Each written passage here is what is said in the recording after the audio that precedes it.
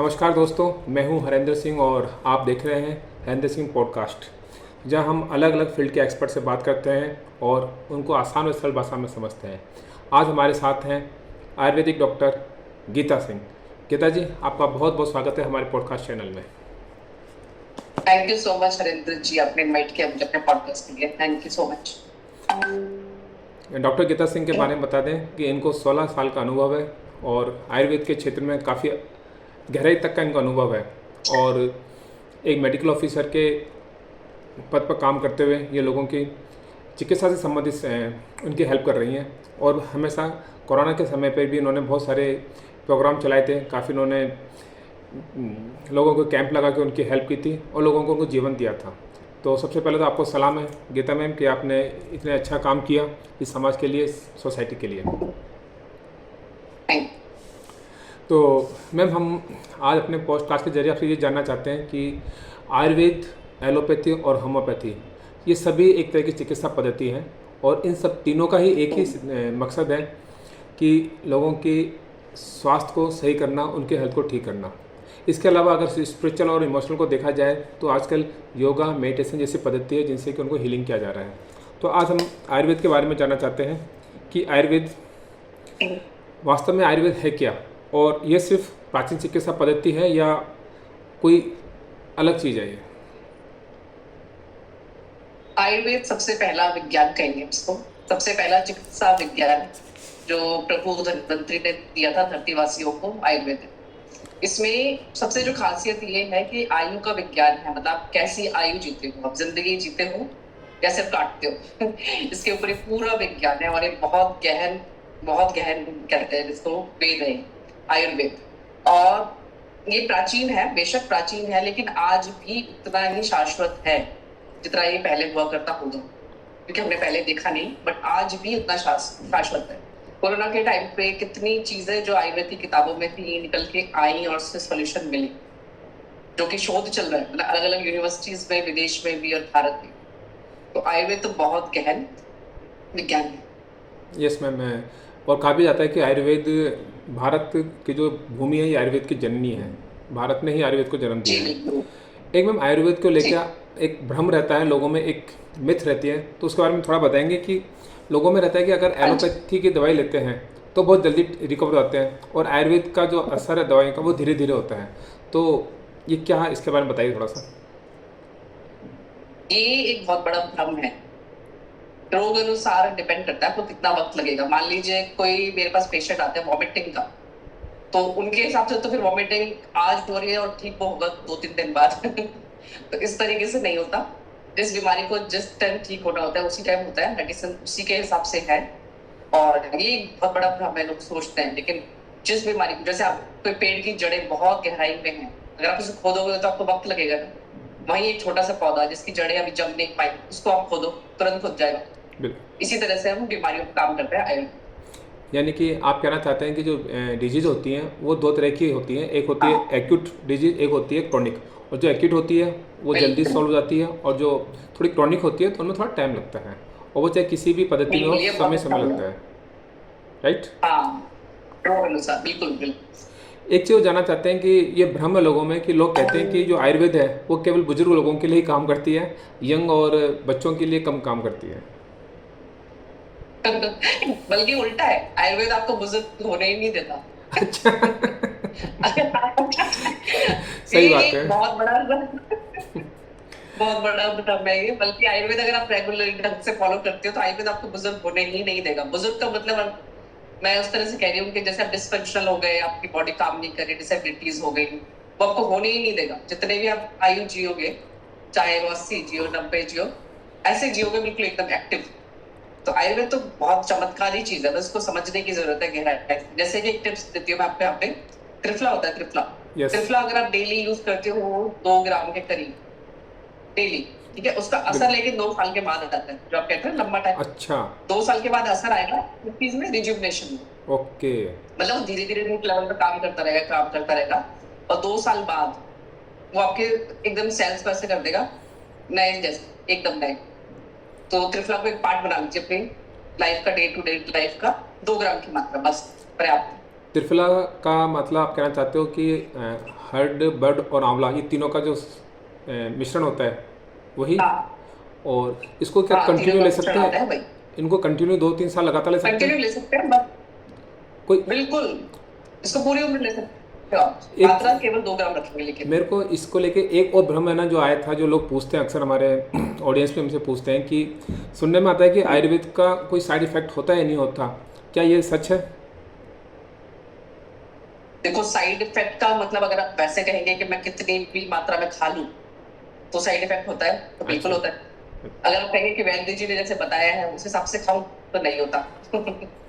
मतलब कि तो बैलेंस में आयुर्वेद आपकी लें। मनमर्जी का, हाँ, मनमर्जी से आप नहीं खा सकते। जैसे वीडियोस में कितना, यूट्यूब पे कितने वीडियोस बने हुए हैं, ये खा लीजिए वो खा लीजिए, लोग बहुत कंफ्यूज हो जाते हैं और 4-5 चीजें स्टार्ट कर देते हैं जो कि फिर नुकसान करती है बॉडी में। आपको पता नहीं है किस तरह से काम करती है वो, बस आपने सुना और आपने खा लिया, उस तरह से आपको नुकसान करता है। बट वैसे मैं जनरली बताऊं तो नुकसान नहीं करता, आयुर्वेद की मेडिसिन बहुत सेफ है।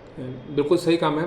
मेरे को एक चीज़ याद आ रही है कि मैं एक डॉक्टर साहब से मिला था, तो उन्होंने कहा था कि जब कोरोना का समय आया था तो दो चीज़ बहुत ज़्यादा चली थी। एक तो नीम गिलोय, तो लोगों ने क्या किया कि नीम गिलोय हाँ अंधाधुंध पीना स्टार्ट किया, यानी कि हाँ, 3-3, 4-4 लीटर डेली पी रहे हैं। और उससे उनके लीवर में और इतना ये ज़्यादा दिक्कत आ गई कि वो इम्यूनिटी बूस्ट को करने के चक्कर में उनकी इम्यूनिटी और वीक हो गई। क्योंकि हाँ ठीक है, नीम ग्लो हाँ लें, लेकिन एक मात्रा में लेना चाहिए था कि आपको आधा कप लें कि 1 कप। लेकिन उन्होंने तो क्या, जैसे पूरा पानी में ही नीम ग्लो घुलो कर पूरा फैमिली, और मतलब कि 2-2, 3-3 लीटर डेली पी रहा है वो, तो उनके भी साइड इफेक्ट हुए थे। सही ये कहा। चीज, हाँ, बहुत ज्यादा होती है चीज। और एक एग्जांपल और याद आ रहा है कि एलोवेरा के लिए काफ़ी कहते हैं बहुत गुणकारी है और है भी, लेकिन उसको कितनी मात्रा में लें और कैसे लें। लोग क्या करते हैं कि काटा, उसको छीला और सीधे खा गए, कोई शुद्धिकरण नहीं, कोई मात्रा हाँ नहीं, कोई कुछ नहीं। तो उससे वहाँ उनको जो लाभ हाँ, मिलना चाहिए वो लाभ ना मिलने की वजह से उनको नुकसान तो नहीं होता, लेकिन हाँ कोई लाभ भी नहीं मिलता है। तो इस वजह से लोगों को विश्वास उठता है कि नहीं, आयुर्वेद कम काम करता है। लोग एक्चुअली अपने मन मुताबिक करने लग जाते हैं ना, उसको मेडिसिन की तरह नहीं लेते। वो सोचते हैं इजीली अवेलेबल है, इसको काटना खाना है, ऐसे नहीं होता। हर चीज का अपना एक बताया गया है कि किस तरह से उसको प्रयोग में लेना है, उस तरह से आप लेंगे तो फायदा ही फायदा। अगर अपने मन मर्जी से चलाएंगे तो फिर नुकसान करेगा ही, 100%। मेरे एक दोस्त हैं, उनको किसी ने कहा था कि उनका वेट 135 किलो वेट हो गया था, और उनको कहा था कि आप है ना एलोवेरा का यूज़ करें। वो 2 महीने हाँ में लगभग 125 केजी एलोवेरा खा गए थे। और 125 किलो एलोवेरा खाने के बाद भी उनका वेट कम नहीं हुआ। तो आज वो कहते हैं कि मेरा वेट तो कम नहीं हुआ, लेकिन एलोवेरा 125 किलो कम हो गया इस दुनिया से। अच्छा मैम, एक मिथ और है कि है ना, बहुत से लोग मानते हैं कि आयुर्वेद और घरेलू जो नुस्खे होते हैं वो एक ही हैं। क्या ये सही है? ये बिल्कुल गलत है। आयुर्वेद, देखो समझो इस चीज को कि आयुर्वेद एक चिकित्सा पद्धति है। आयुर्वेद एक चिकित्सा पद्धति है, जिस तरह से एलोपैथी है, यूनानी है, सिद्धा है। आयुर्वेद भी एक चिकित्सा पद्धति है। बस इसकी खासियत ये है कि जो किचन के मसाले हैं, हमें इमरजेंसी में जरूरत है, मान लो किसी पेशेंट ने कॉल किया, इमरजेंसी है, मैं उसको मेडिसिन नहीं पहुंचा सकती, वो मार्केट नहीं जा सकते, तो किचन हमारी इतनी संपन्न है ना कि हम उसमें से कुछ ना कुछ निकाल के तत्कालिक प्रभाव के लिए, मतलब आप उसको दे सकते हो इलाज के लिए। लेकिन जो होम रेमेडीज हैं और आयुर्वेद, वो बिल्कुल अलग है, दोनों चीज अलग है। गीता मैम, एक मिथक और है कि आयुर्वेद सिर्फ जड़ी बूटियों पर आधारित है, मतलब कि जड़ी बूटियों को ही आयुर्वेद माना जाता है। थोड़ा इसके बारे में प्रकाश डालिए। आयुर्वेद, देखो आयुर्वेद खान पान से लेके जड़ी बूटियां और बहुत चीजों पे आधारित है। मतलब आयुर्वेदिक समझो आपके पूरा आपको जीने का तरीका बताता है, तो उसमें हर चीज है। आपको व्यायाम भी आयुर्वेद में मिलेगा पढ़ने को, आपको प्राणायाम भी मिलेगा, आपको औषधियां भी मिलेंगी, और आपको खान पान भी मिलेगा। आपको आहार विहार, विहार तो मतलब होता है किस तरह से पूरे दिन रहते हो, एक्टिव रहते हो, कैसे रहते हो, उसको विहार टर्म कहते हैं।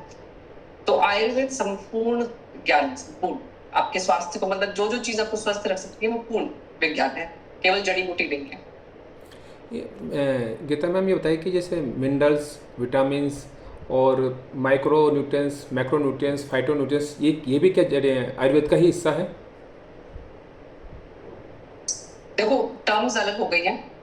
आयुर्वेद में जैसे षड रस माने गए, षड रस, हम्म। मधुर, अम्ल, लवण, कटु, कषाय। ठीक है, आपके अन्न की थाली में 6 रस अगर होते हैं, वो पूरी तरह से दोषों को बैलेंस कर देते हैं। दोषों की बात हमने पहले वाली वीडियो में की थी, अगर ऑडियंस ने नहीं देखा तो एक बार थोड़ा सा देख लेना, आपको आइडिया हो जाएगा कि हम किस बारे में बात कर रहे हैं।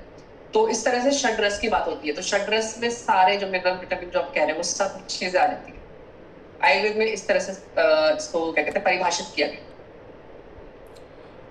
एक चीज़ और कि जैसे हमने स्टार्टिंग बात की थी कि जो आयुर्वेद है वो भारत आयुर्वेद की जननी, यानी आयुर्वेद का जन्म भारत में हुआ। भारत के ऋषियों ने, मुनि ऋषियों ने, धन्वंतरी ऋषि जो हमारे, उन्होंने ही आयुर्वेद को लेके आए। क्या ये केवल इंडिया के अंदर है, भारत में ही है, या पूरे और भी बाहर से दूसरे देश भी इसको उपयोग में लेते हैं, इसको काम में लेते हैं आयुर्वेद को? बल्कि हरिंद्र जी आप यकीन मानो कि अब तो विदेश में ज्यादा पॉपुलर हो गया है। अच्छा। केरल कभी आप विजिट करें तो आप देखिएगा कि वहाँ पे आयुर्वेद सेंटर्स पे विदेशी ज्यादा होते हैं इंडियन से। क्योंकि आयुर्वेद एक मतलब जो जिस अगर आपको सही चिकित्सक मिल जाते हैं और सही उसको समझ लेते हैं, अपनी जिंदगी में उतार लेते हैं, तो आयुर्वेद आपके लिए बहुत ही गुणकारी साबित होता है। तो इसका बोलबाला तो देश में भी और विदेश में भी है, दोनों जगह।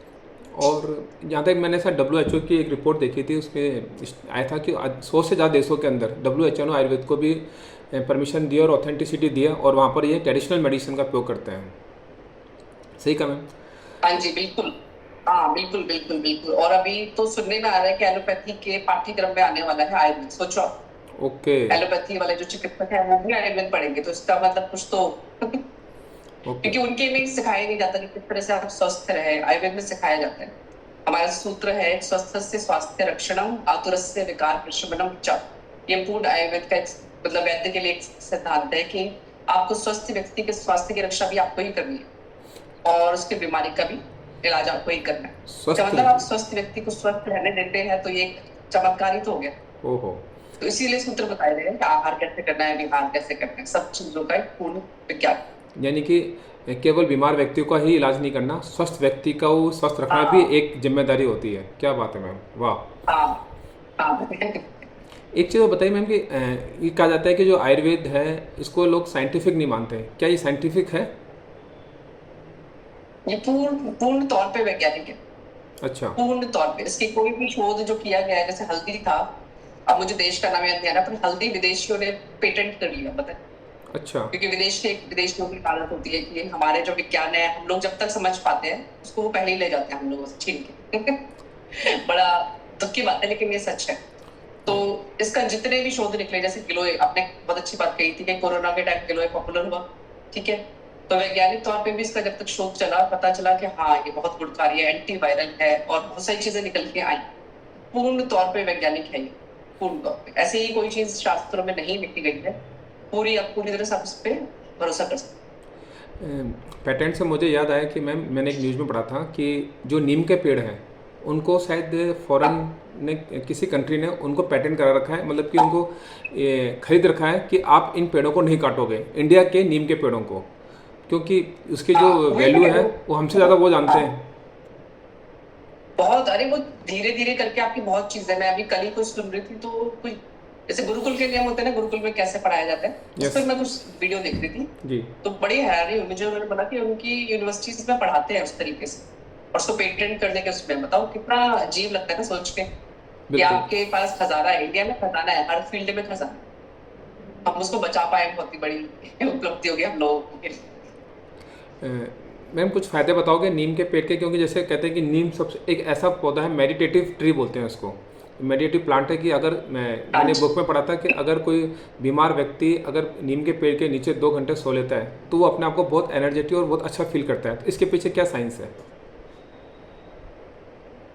इसके पीछे साइंस ये है कि एंटी बैक्टीरियल कह लीजिए या फिर कहेंगे हम इसको विषाणु, मतलब विषाणुओं को मार देते हैं, छोटे छोटे जो हमें दिखते तक नहीं है उतने छोटे लेवल के, और हवा को शुद्ध करता है।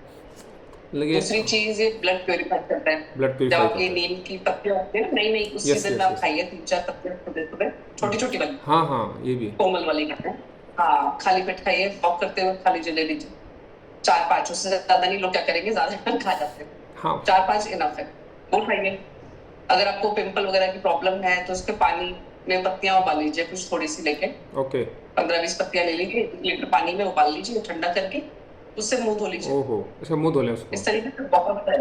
हाँ नीम के बहुत फायदे। नीम के मेरे को याद है मैम कि जब कोई चिकन पॉक्स इस तरह की कुछ बीमारी होती है स्किन को लेकर, तो बताया जाता है कि आप हाँ नीम के पत्तों को पानी में डालकर उसके पानी का नहाएं। उससे भी काफ़ी आपके स्किन को लेकर भी जो हाँ, होती उससे है। पानी से नहाए।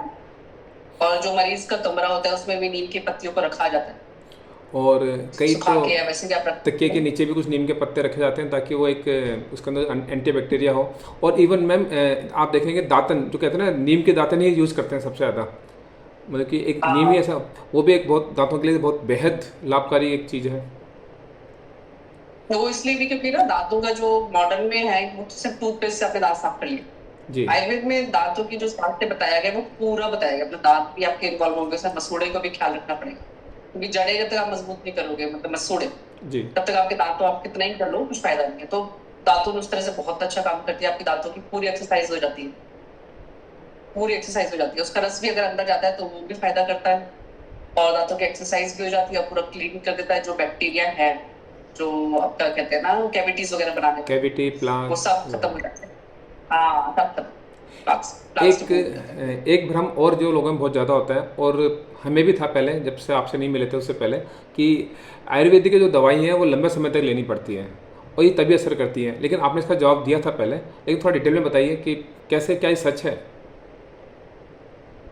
देखो, आयुर्वेद की दवाइयों का एक नियम, मतलब जैसे वैद्य देते हैं, डॉक्टर देते हैं कि आपने इतने दिन की दी यस। बीमारी के अनुसार। जैसे आपने बहुत अच्छी बात कही थी, एक्यूट और क्रोनिक, ठीक है, जो नई बीमारी एकदम से कुछ हुआ है उसके लिए आपको हो सकता है 2-3 दिन में ठीक हो जाए, या 1-2 डोज में ठीक हो जाए, ऐसे भी होता है। और जो क्रॉनिक है उसको आपको समझना पड़ेगा पहले, किस वजह से हुआ, क्या हुआ, किस लेवल तक ये डीपली बॉडी में असर कर चुका, फिर उसके अनुसार इस पे काम करती है। हर किसी का एक अलग वो है, तय कुछ भी नहीं है कि 6 महीने हर किसी को खानी है, 2 महीने हर किसी को खानी है, ऐसा कुछ भी नहीं है। और ये एक बहुत बड़ा भ्रम है, लोग समझते नहीं, बट ऐसा कुछ नहीं। बीमारी के अनुसार, रोग अनुसार, रोगी के बल्कि हम तो कहते हैं रोगी के बल के अनुसार भी दवाई दी जाती है, कि रोगी झेल पाएगा उन दवाइयों को कि नहीं झेल पाएगा, उसके अनुसार बहुत चीजें देखी जाती है, बहुत गहन चिकित्सा विज्ञान। बिल्कुल सही कहा मैम कि आयुर्वेद के बारे में एक चीज़ और कही जाती है कि ये सिम्टम्स पे नहीं, रोट कूच पे काम करता है। यानी कि इसका आयुर्वेद का हाँ मकसद होता है कि उस बीमारी के होने वाले कारणों को ही ख़त्म कर दिया जाए जड़ से, ताकि दोबारा उस तरह की बीमारी तो कम से कम ना हाँ हो। राइट। हाँ जी, हाँ जी, बिल्कुल, हाँ जी, बिल्कुल सही बात है। एक बहुत बड़ा एक मिथ और है कि जो आयुर्वेद की जो मेडिसिन प्रणाली है, ये जो आजकल की लाइफस्टाइल डिजीज़ है जिसको बोलते हैं modern disease, BP, sugar, diabetes और थायराइड, इन पर इतना असरदार काम नहीं करती है। इसमें क्या सच्चाई है?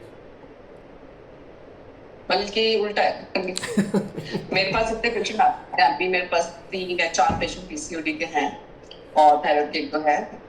उनका ये है कि वो 2-3 साल से मेडिसिन ले रहे हैं दूसरी व्यक्ति की, लेकिन अब तक उनको कोई असर नहीं हुआ, या होता है तो ठीक, मतलब होता है ना, वापस से हो जाती है बीमारी। बिल्कुल। तो वो था खा क्या पाए, और उनको मैंने मेडिसिन अभी करीब 1 या 2 महीने दी है मुश्किल से, और बस अब काफी फर्क पड़ गया, और ठीक, जल्दी ठीक हो जाएगा। बट ये आप चीज मान के चलो कि लाइफस्टाइल डिजीज में आपको लाइफस्टाइल चेंज करना पड़ेगा।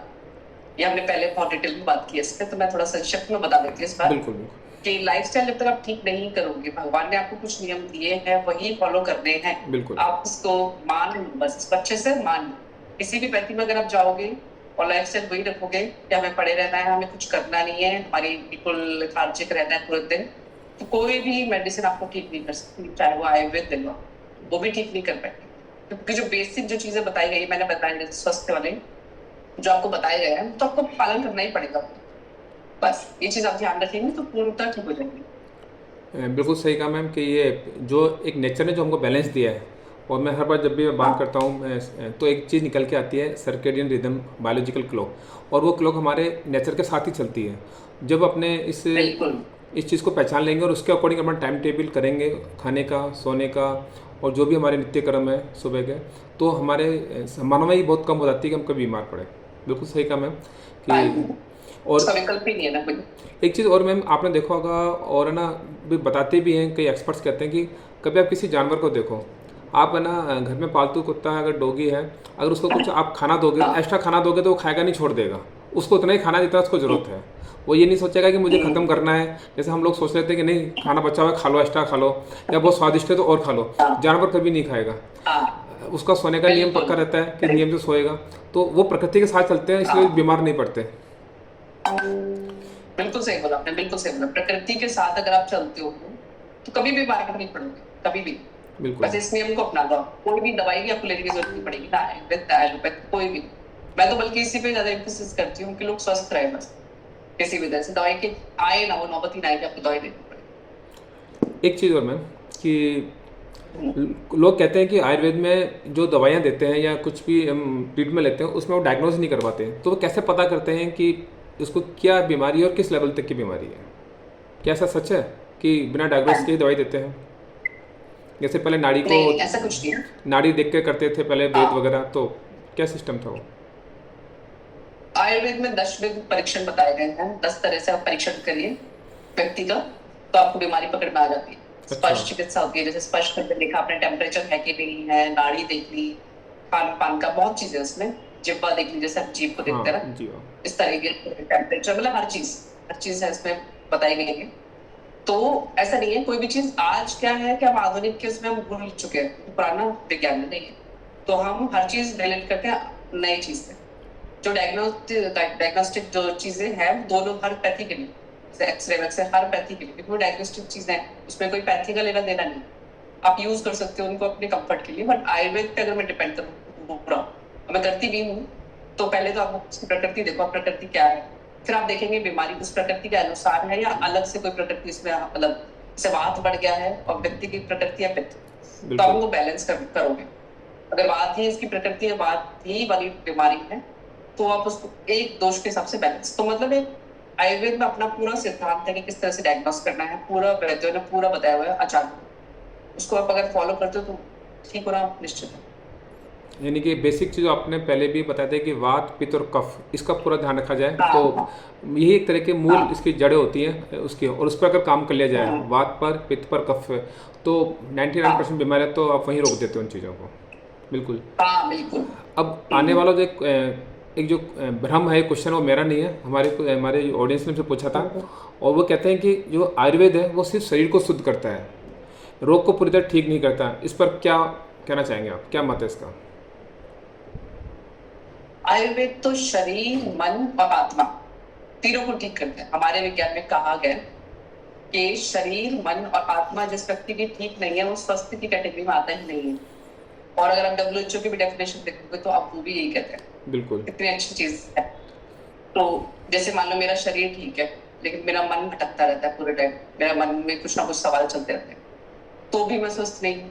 बिल्कुल। मेरा शरीर भी ठीक है, मेरा मन भी ठीक है, शांत है, लेकिन मैं स्पिरिचुअली अलाइंड नहीं। स्पिरिचुअली अलाइंड का मतलब होता है कि आप एक हायर अपने सेल्फ से कनेक्टेड नहीं है। उसमें बिल्कुल। मतलब आयुर्वेद के सबसे मैं बताती हूँ सरेंडरिंग कैन मेन जो चीज, कि जो आप काम करते हो सब चीज छोड़ दिया, लास्ट में आके जब सोते हो आप अपने बिस्तर पे जाके तब शांत सोते हो कि भगवान ये था, या जिसको भी आप मानते हो, अब मैं आराम से सो। तो आपको तीनों रूप से स्वस्थ होना जरूरी है, तब जाके आप स्वस्थ कहलाते हो। केवल शरीर के लेवल पे आप स्वस्थ नहीं कहला सकते कभी भी। बिल्कुल सही कहा मैम। WHO भी कहते हैं कि स्वस्थ का मतलब ये नहीं कि आप दवाइयाँ नहीं हाँ खा रहे हो। दवाई नहीं खाना अपने आप में हाँ स्वस्थ की डेफिनेशन नहीं है, वो है कि आप आत्मा से, मन से और शरीर से, तीनों से ही आप बिल्कुल स्वस्थ रहें। हाँ तभी आप बिल्कुल फिट है लेकिन आपका मन उदास है, आप डिप्रेशन में हैं, तो इसका मतलब ये नहीं है कि हाँ आप। बारे में एक भ्रम और है, वो भ्रम ये है कि ये आयुर्वेद का जो कोर्स है वो बहुत महंगा पड़ता है और बहुत लंबा होता है, तो इसके बारे में थोड़ा बताइए। आयुर्वेद से सस्ता कोई विज्ञान नहीं, और आयुर्वेद से महंगा कोई विज्ञान नहीं। ये भी फिर से वही चीज है कि अगर आपकी बीमारी पे डिपेंड करता है। और आयुर्वेद में वैद्यों ने पता है क्या बोला है? क्या कहते हैं, व्यक्ति जो रोगी व्यक्ति है उसके गुण में धनाढ़ व्यक्ति भी बोला गया। मतलब वो इतना सक्षम हो कि वो अपनी पैसे ले सके दवाई, धनाढ़ वो होना चाहिए, रोगी में ही गुण होना चाहिए। तो अगर आप दवाइयाँ खरीद सकते हो तो आपके लिए है नहीं। खरीदने का मतलब ये नहीं कि आपको 10,000 5,000 आपके पास होने चाहिए। आपके 100 रुपए भी है और आपकी दवाई उसमें आ जाएगी, तो आपके लिए कारगर है। बिल्कुल भी महंगा नहीं है, बहुत सस्ता है, बहुत आराम से ट्रीटमेंट हो जाता है। डिपेंड करता है कि आपको कैसी बीमारी है, किस तरह से आप ले सकते हो, उस तरह से वैद्य के ऊपर डिपेंड करता है। बाकी ऐसा कुछ नहीं है, ये भ्रम है अपना। कुछ लोगों का मानना है कि आयुर्वेद सिर्फ एक निवारक है, यानी कि प्रिवेंटिव है, ये क्यूरेटिव नहीं है, क्या ये सही है? नहीं, ये बिल्कुल गलत है। आयुर्वेद दोनों तरह से काम करता है, जैसे मैंने आपको पहले बताया। स्वस्थ व्यक्ति के स्वास्थ्य की रक्षा का काम भी आयुर्वेद को दिया गया है, और आतुरस्य जो बीमार व्यक्ति है उसका भी ठीक करने का काम आयुर्वेद को मिला हुआ है। तो दोनों लेवल पे काम करता है और बहुत डीपली करता है, बहुत डीपली। मतलब जो प्रिवेंटिव मेजर्स बताए गए हैं वो भी इतने तरीके से बताए ना कि आपको रोज कैसे रहना है, ये तक बताया हुआ है पूरा का पूरा डिटेल में। दातुन करनी है तो आपको कैसे करनी है, कैसे अपने स्वास्थ्य को एकदम बिल्कुल स्वस्थ रखना है अपने आपको, मतलब एकदम कि बीमारी आपको छुए ना, ये बताया हुआ है। पर आप किसी कारणवश अगर बीमार हो जाते हो, मान लो आप नहीं फॉलो करते दिनचर्या कुछ, तो आपका पूरा ट्रीटमेंट बताया हुआ है कैसे आपको करना है, पूरा है दोनों चीजें इसमें, ऐसा नहीं है कि एक ही। एक चीज़ वो बताइए मैम कि आयुर्वेद को लेकर सबसे बड़ा मिथक क्या हो सकता है आपकी तरफ से, आपके मतलब कि आपको क्या लगता है कि लोग क्या मानते हैं आयुर्वेद को लेकर सबसे बड़ा मिथक? आयुर्वेद को लेके लोग सबसे जो मैं सुनती हूँ यही सुना था मैंने कि बहुत टाइम लगता है ठीक होने में, जो मैं बिल्कुल। सुनती थी पहले। ठीक है, और दूसरी चीज ये कि कोई साइड इफेक्ट नहीं होता, ये भी मैं सुनती थी। हम्म। लेकिन जब मैंने कॉलेज में एंटर किया था तो हमारे सीनियर्स ने हमसे पूछा था, क्योंकि हमने एंटर किया था तो हमें बिल्कुल भी आइडिया नहीं था स्पैथी का। तो मैंने भी बोला था कि सर नहीं, कोई साइड इफेक्ट नहीं था, कुछ भी, मैंने तो कभी नहीं सुना। फिर उन्होंने हम समय समझाया था इसका एक्चुअल में मीनिंग क्या होता है। ये दो भ्रम है और दोनों ही गलत है, बिल्कुल गलत है। मुझे याद है कि हम छोटे थे तो हम जब बीमार होते थे, फीवर आता था, तो मम्मी हमारी उस काढ़ा बना के पिलाती थी, उसके अंदर तुलसी के पत्ते, काली मिर्च, लौंग करके, और वो ना थोड़ी देर में वो बुखार उतर जाया करता था वो। और आजकल क्या करते हैं कि पैरासीटामोल की टैबलेट ले ली और सो गए, और फिर उस समय बुखार उतर तो जाता है, लेकिन साइड में कुछ किडनी वगैरह इन पर भी कुछ इफेक्ट पड़ता है, हमारे जो इंटरनल ऑर्गन्स हैं उन पर इफेक्ट पड़ता है। तो थोड़ा सा बताएंगे जैसे कि आपका, हाँ, नहीं बोलिए बोलिए अपनी। तो थोड़ा सा बताएंगे कि जो मैं किसी चिकित्सा प्रणाली की वो नहीं कर रहा, लेकिन क्या लगातार एलोपैथी लेने से हमारे ऑर्गन्स पे इफेक्ट पड़ता है? क्या वही इफेक्ट हमारे आयुर्वेद की जो चिकित्सा प्रणाली है उससे भी पड़ता है? देखो, पैरासिटामोल और सिट्राजिन के साइड इफेक्ट्स बिल्कुल सामने है, मतलब मैं ऐसे नहीं कह रही लेकिन सामने है, और लिवर को खराब करते हैं।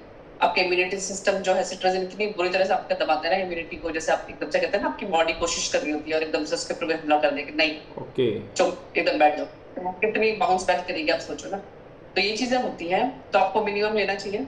जरूरत पड़ती है, आपके पास कोई अवेलेबल चीज नहीं है तो बात और है, लेकिन आपको मिनिमम लेना चाहिए। अगर आपको पहले अगर याद होगा तो मम्मी लोग जॉब कहते थे कि मम्मी लोगों में बहुत पेशेंस था पहले की मम्मियों में। तो जब बुखार होता था तो मुझे अभी तक ध्यान है कि मम्मी मेरे पसीना पहुंचती थी, उसको सूखने नहीं देती, मम्मी कहती थी सूखना नहीं चाहिए कि बीमार हो जाता। हाँ, पसीना तो निकलने ये से। बहुत सही चीज है ना, पसीना आपका बिल्कुल। पूरा निकल जाना चाहिए, वो बॉडी से सारे विषाक्त कीटाणु निकाल देता है। आपके बिल्कुल। बॉडी में अलग अलग सिस्टम है, किस तरह से वो निकालता है, पसीने के द्वारा निकलता है, मूत्र मल बहुत चीजें हैं, है ना, तो उस तरीके से। तो बुखार में मेन जो होता है वो पसीना निकल जाना चाहिए आपका। अगर पसीना आ रहा है और निकल गया तो मतलब ठीक हो जाओगे, ठीक भी होगे, और आपकी अग्नि भी दुरुस्त हो जाएगी। मतलब आपका और भूख लगती है जब आप अच्छे से ठीक होते हैं ना बुखार के बाद, तो आपकी भूख बढ़ जाती है, आप नोटिस करोगे। तो ये चीजें हैं, ये ध्यान रखने की चीजें हैं। जबरदस्ती मत दवाई बुखार को और चीजों को, बीमारियों को। सिट्राजिन वगैरह की जो नौबत आती है, एलर्जिक रिएक्शन जो कुछ कीटाणुओं की वजह, जैसे कीड़े वगैरह की वजह से होती है, काटने की वजह से, या कुछ ज्यादा हो गया तो लेते हैं, कोई बात नहीं।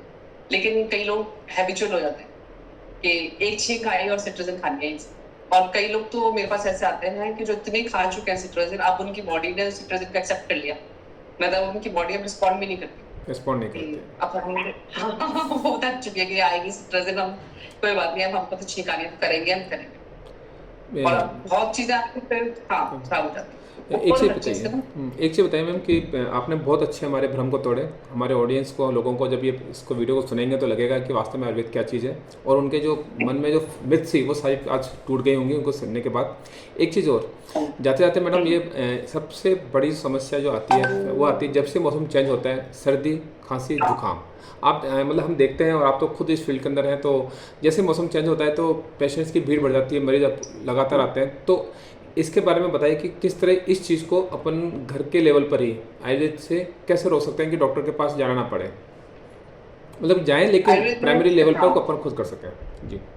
आयुर्वेद में इसको बोलते हैं ऋतु संधि, मतलब ऋतु जैसे एक ऋतु जा रही है जी और दूसरी ऋतु आ रही है। जी। तो जो एक हफ्ता 10 दिन जो होगा वो सबसे ज्यादा आपको फ्रेजाइल आपकी बॉडी मतलब होगी बिल्कुल, क्योंकि वो एडजस्ट कर देती है पहली ऋतु से, वो दोष बदल जाते हैं। इस कारण मेन कारण ये है कि दोष अलग हो जाएंगे। तो आपको उस टाइम पे बड़ा ध्यान देना है। ध्यान देना मतलब डरने की जरूरत नहीं है, इसमें डरना नहीं है। इसमें ये है कि आप थोड़ा सा ध्यान दीजिए। हमारे सबसे बेस्ट मैं बताए थे पहले, तुलसी खाने की आदत डालिए, तुलसी, तुलसी यस को अपना यस, लीजिए, बिल्कुल। हल्दी को अपना लीजिए। चाय के शौकीन है तो बताया था काली मिर्च डाल लीजिए, अदरक डाल लीजिए। ये ये चीजें आप नोटिस करोगे, आप नोटिस करके देखना खुद ही कि आप काफी हद तक बीमारियों से बचे रहो। आपको जरूरत ही नहीं पड़ेगी, आपको पता नहीं चलेगा कब शिफ्ट हो गए, कब कोई ऋतु बदली, कभी आपको पता ही नहीं चलेगा। ये मतलब चीजें शामिल कर ली। मतलब सर्दी, हाँ खांसी, जुकाम तीनों हो, तीनों में ही ये सारी चीज़ें आपने बताई हैं। एक बार रिपीट करेंगे दोबारा मैम, क्या था? एक तो हाँ। तुलसी पत्ते, तुलसी, या तुलसी जी, के पत्ते मॉर्निंग में खाएं तो बेस्ट है। अगर आप नहीं खा पाते तो पूरे दिन में कभी भी खा लीजिए। खाना मतलब चबाना नहीं है, ठीक है। खाना है पहले खाया था। और दूसरी चीज, अगर चाय के शौकीन है तो काली मिर्च डालिए उसमें और अदरक डालिए। इसको एक रूटीन बना लीजिए। ठीक काली है। मिर्च 2 पर्याप्त है 1 कप चाय के लिए। ठीक है। और इसी तरीके से हल्दी वाला दूध पीजिए। हल्दी वाला दूध, हाँ दूध पीजिए, हाँ दूध पे डरने की जरूरत नहीं है। इस पर कभी हम बात करेंगे क्यों जी। डरने की जरूरत। दूध पीजिए, दूध में आप हल्दी डाल दीजिए। हल्दी डालेंगे आप 1/4 टीस्पून, ओके। उससे ज्यादा नहीं डालेंगे और वो पर्याप्त है। थोड़ा सुपोषण दूध पीजिए, मतलब गर्म, ठंडे में नहीं डालेंगे। कुछ लोग क्या करते हैं ना, एकदम चिल्ड दूध लेंगे बर्फ बर्फ डाल फिर के तो कि मैं मतलब हमने ही नहीं, हल्दी बोला कोई यूज नहीं था होता हल्दी इसका। है। तो वो गलतियां ना करें और इसी से आप देखेंगे कि आप बीमार नहीं पड़ेंगे। इन्हीं 3-4 चीजों का अगर आप एक कर लेते हैं तो आप बीमार नहीं मैम, पड़ेंगे। एक दालचीनी का भी बताते हैं कुछ, अगर दालचीनी भी काफ़ी अच्छी रहती है, अगर उसको खाते हैं, मिला लें इसके अंदर, तो उसका क्या रोल है दालचीनी का, क्या काम आती है? सिनोनिम्स होते हैं, दालचीनी हाँ। भी, हाँ जी हाँ जी, दालचीनी भी अच्छा है, लेकिन हम उसको इस तरीके से यूज करने का विधान नहीं देते रोज के अच्छा लिए। अच्छा अच्छा। कर सकते हो आप, ऐसा नहीं है, कर सकते हो, लेकिन जो डेली का अगर आप नियम लेना चाहते हो, कोई हैबिट अगर आप फॉलो करना चाहते हो तो ये पर्याप्त है। दालचीनी आप ले सकते हो, 1 महीने ले लिया फिर छोड़ दिया, ऐसे कर अच्छा, सकते कंटिन्यू नहीं करते सकते इसको? हो। हाँ कंटिन्यू ऐसे लेंगे तो कुछ ना कुछ उसका दोष होगा, फिर ऊपर 200 का, नीचे हो जाता है। ठीक है। हाँ, बाकी चीजें बैलेंसिंग है, मतलब दोष को बैलेंस करती है। दालचीनी क्या है, एक पर्टिकुलर दोष को कम करती रहेगी, कफ को कम करती रहेगी।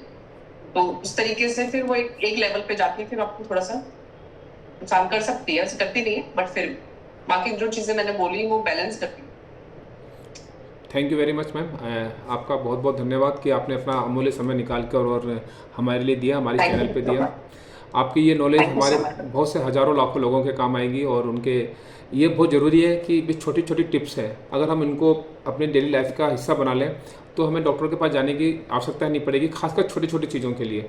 वहाँ आपका समय भी खराब होता है, पैसा भी खराब होता है, दूसरी बड़ी चीज़ है कि आप फिजिकली परेशान भी रहते हो। तो वंस अगेन गीता मैम, आपका बहुत बहुत धन्यवाद। और मैं सभी से कहना चाहूँगा कि गीता मैम से अगर आप कोई सलाह लेना चाहते हैं तो इनके ईमेल आईडी या व्हाट्सएप नंबर में डिस्क्रिप्शन में मिल जाएंगे, आप उनसे ले सकते हैं, और हम फिर इसी तरह मिलते रहेंगे मैम के साथ। Thank you very much ma'am. Thank you कि हमारे वैद्य जो हमारे गुरु जी हैं गोविंद ओझा सर, वो कहते हैं कि आनंद को अपना हिस्सा बना लो जीवन का। डेली कुछ पल ऐसे निकालो, जैसे कुछ मुझे दुनियादारी नहीं पता, बस मैं खुश हूँ, मैं खुश हूँ। कोई भी आप संगीत में डूब जाओ, कुछ भी, बस आनंद के पल को खोज के ढूंढ के अपने लिए रखो, ये बहुत जरूरी है। बिल्कुल मैम, बिल्कुल सही कहा आपने।